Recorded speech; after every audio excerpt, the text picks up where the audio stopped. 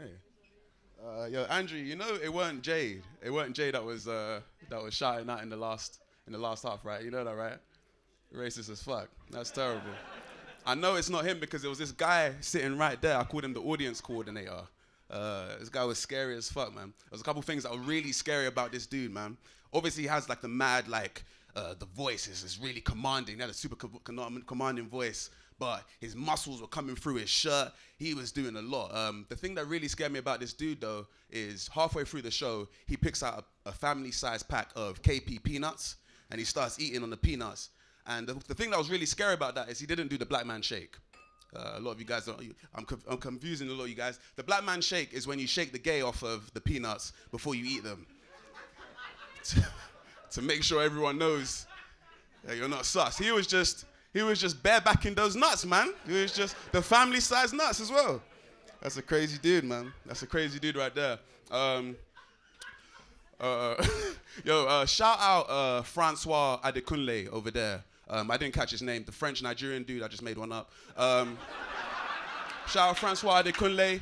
He's a good dude, man. He's a good dude. But he let the cat out of the bag. Black people are sometimes late. I was almost late here today. A story about me. Last week, I was almost late to a gig. Another thing about me is my phone is hardly ever got full battery. I've always got like 5% battery. I was running late to a gig. I get home, I'm on 5%. I don't know where the gig is. So I print out the map. I print it out on Google. I'm like, cool, I'm going to get there through Google. I start making my ways. I get off the train. I look at the map that I printed out, and it says, when you leave Caledonian Road, turn west.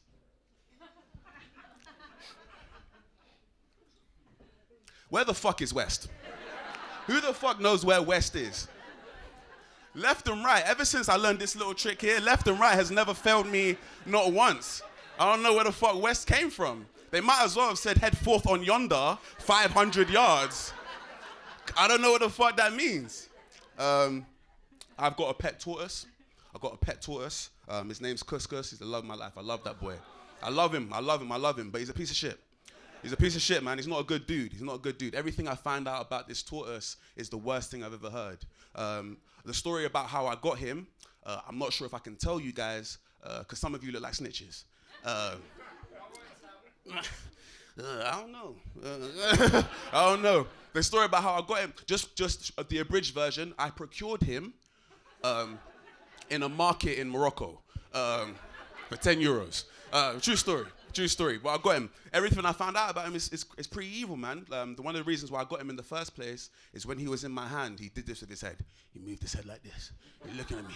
And I'm like, yo, this guy loves me.